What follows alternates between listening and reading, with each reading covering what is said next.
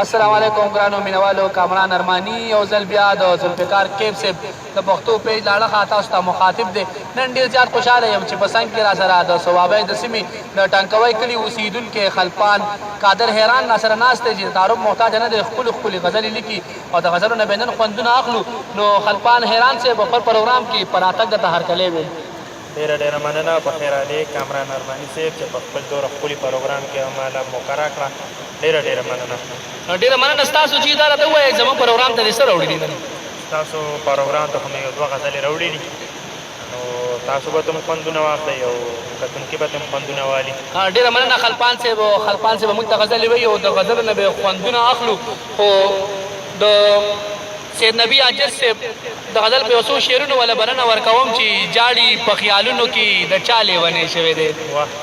جاړي په خیالونو کې د چا لیونی شوی دی او یا ملګرو راشئ سړی بیا لیونی شوی دی او سترګې یې بدلې دي کاته یې څه بدل سترګې یې بدلې دي کاته یې څه بدل نو مه ورځئ میراتې شئ رښتیا لیونی شوی دی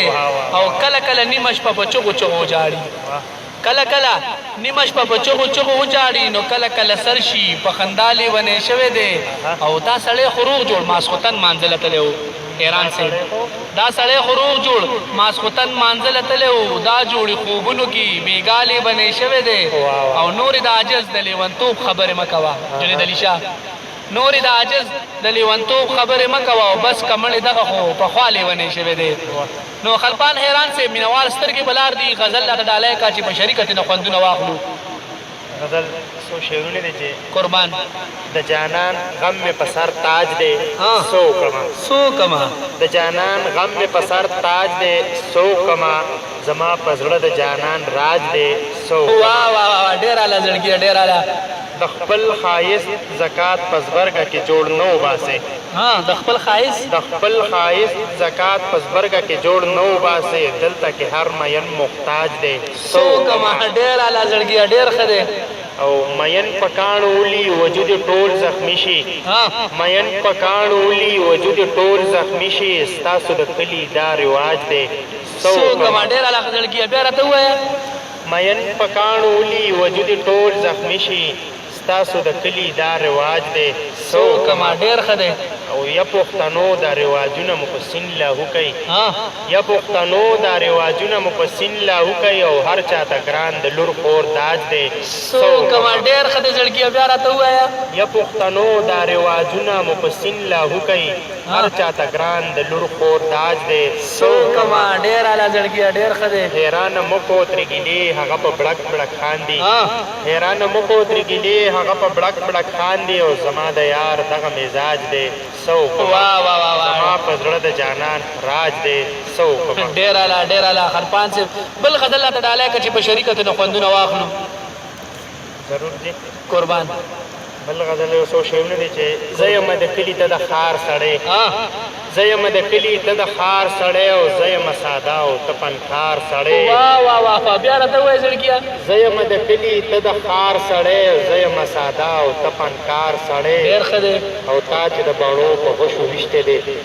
تا چې د بڼو په غوښو ویشتی دی نو هغسې لا پروت په کټ بیمار سړی واه بیا راته ووایه زړګیه تا چې د بڼو په غوښو ویشتی دی هغسې لا پروت په کټ بیمار سړی ډېر اعلی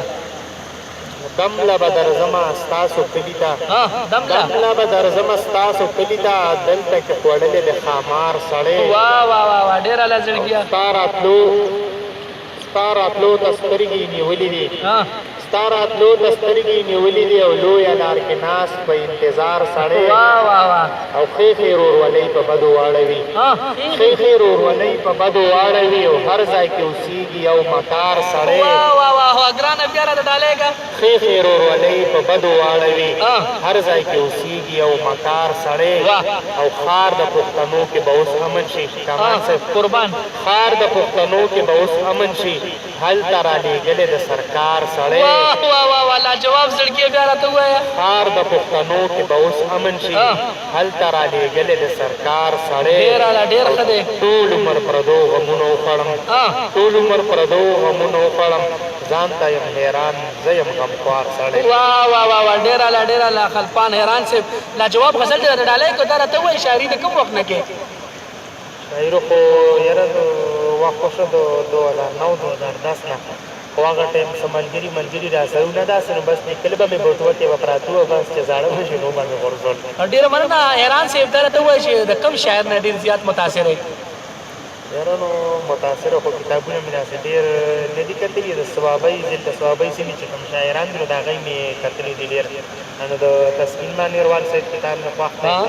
او یو زمونږ استاد نو د هغې کتاب خو مې ډېر په مینه باندې کتلی او خیر محمد راهي صاحب علامه لاس د مینې ورکوي نو هغه مې هم ډېر خوښ دی او کتلی مې د هغې کتاب هم او نور صوابۍ کې چې کومې هلې ځلې مشاعرې کېږي نو ځم او هغې نه به زده کړې کوم دغه کوم. ډېره مننه خطا او خلپان حیران صاحب چې تاسو ته خپل غزل په خپل خوږ غږ کې ډالی کو وایي تا ته ولې نه ښکارېږي زما مینه تا ته ولې نه ښکارېږي زما مینه زما سترګو کې غړېږي زما مینه او پښتنه د خولې سوال ته نه جوړېږي پښتنه ده خولې سوال ته نه جوړېږي په خاموشه خوله سوځېږي زما مینه ټول په پښتنه مینه باندې زموږ دا وړوکې شانتې پروګرام ډالی وي. والسلام.